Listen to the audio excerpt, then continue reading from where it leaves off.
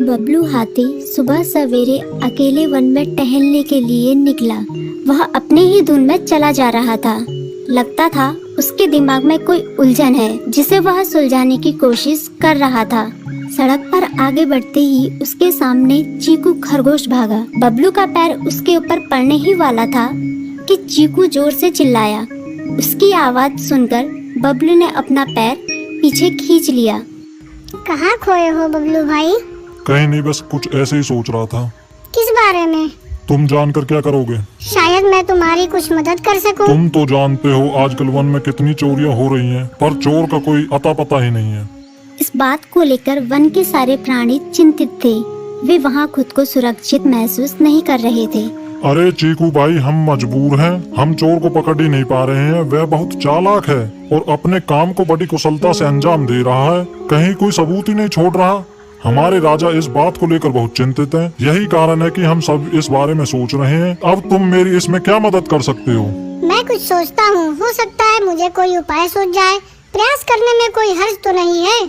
तुम ठीक कहते हो चीकू, लेकिन वन के गुप्तचर भी अभी तक इसका कोई हल नहीं निकाल सके। इतना कहकर वे चुप हो गए। बबलू की बातों ने चीकू को सोचने के लिए मजबूर कर दिया।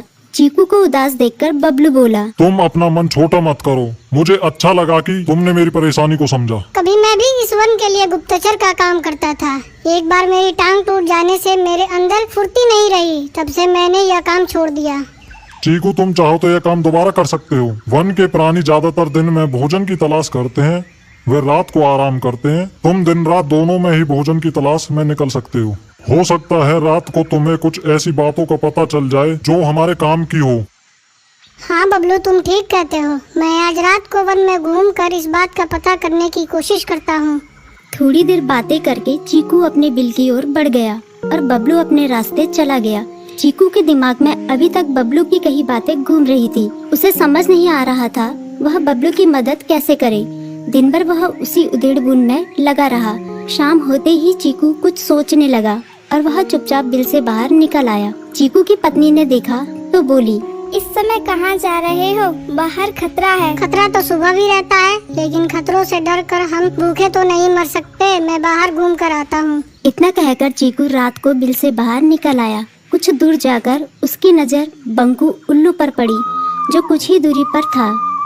वह पेड़ की डाल पर बैठा अपनी गर्दन चारों तरफ घुमा रहा था। वह तेजी से पेड़ की एक डाल से दूसरी डाल पर उड़ रहा था। बंकू की नजर उस पर नहीं पड़ी थी। कुछ सोचकर चीकू पेड़ के पीछे से बाहर निकलकर थोड़ी खुली जगह पर आ गया और वहां से बंकू